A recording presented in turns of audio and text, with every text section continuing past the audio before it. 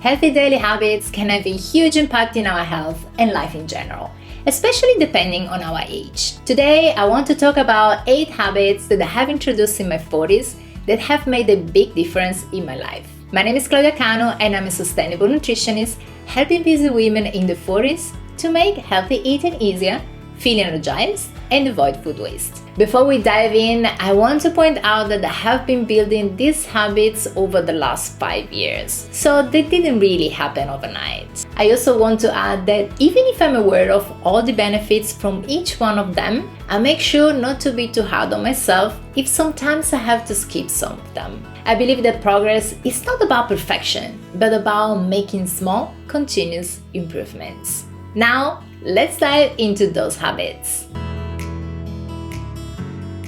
Water is an essential nutrient, and our body is made of 60% water. Being dehydrated by just 2% impairs performance in tasks that require attention, psychomotor, and immediate memory skills. Since I had kidney stones about 15 years ago, I was told to drink a glass of water as soon as getting up.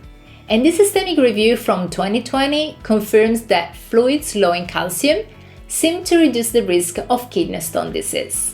In addition, I usually don't drink any water during the night, so I might wake up mildly dehydrated. In this randomized control trial, it has been shown that dehydration can degrade mood, increase perception of task difficulty, lower concentration, and cause headache symptoms in women. I keep up with my hydration during the morning by drinking 1 liter of diluted tea, most times green tea. I use my 1 liter thermos, but only with the amount of tea I would use for 2 cups. I continue to drink water throughout the day, but I make sure to reduce my intake towards the end of the day to avoid the need to get up in the middle of the night. A systemic review and meta-analysis from 2019 show that yoga has significant effects for balance, lower body flexibility, lower limb strength, depression, perceived mental health, perceived physical health, sleep quality, and vitality. I follow some YouTube videos for my morning practice, and I'll link below the one I'm enjoying at the moment that has been beneficial in alleviating upper back pain caused by extended computer work. I also try to do it outside whenever possible to get exposure to daylight. Since mornings are my most productive time of the day, I like to get some work done first, and yoga makes the perfect break from work before my first meal of the day. One more thing I enjoy about practicing yoga regularly is to see how my body becomes more flexible.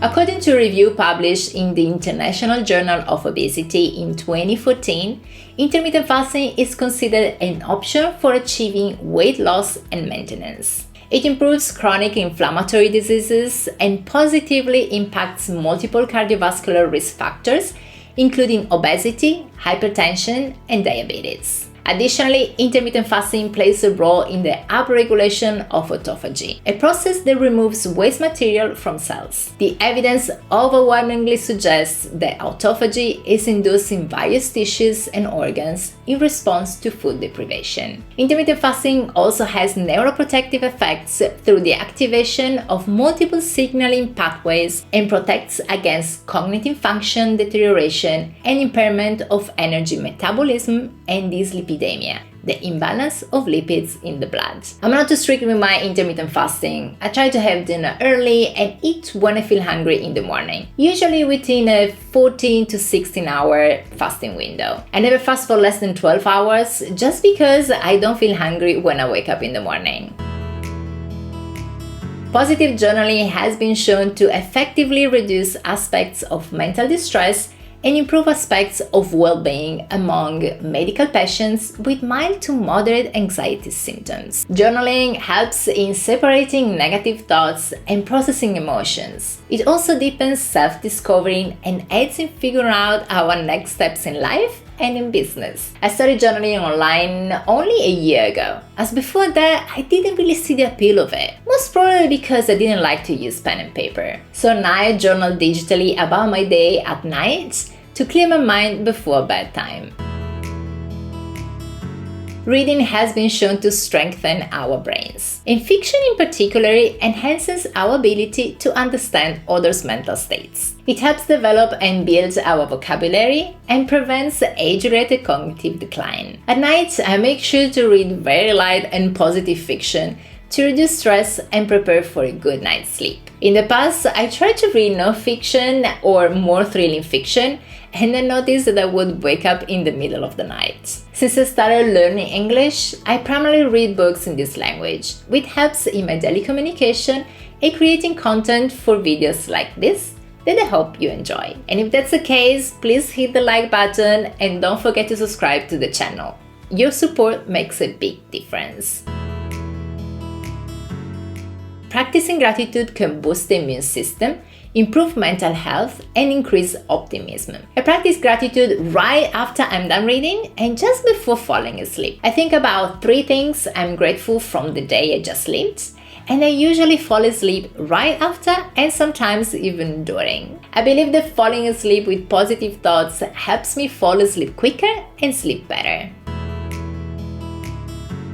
I used to charge my phone on my nightstand, and first thing in the morning I would grab it to check my email and scroll through social media. This habit would lead to wasting 30 minutes of my day and potentially starting the day in a bad mood due to something I had seen or read. Now I charge my phone in my office. As soon as I wake up, I quickly check notifications on my watch to see if there is some important WhatsApp, which is the app I use to communicate with my family. I have now changed the habits of morning scrolling to a morning pouring session with my cat. And you can imagine the positive impact on my mornings.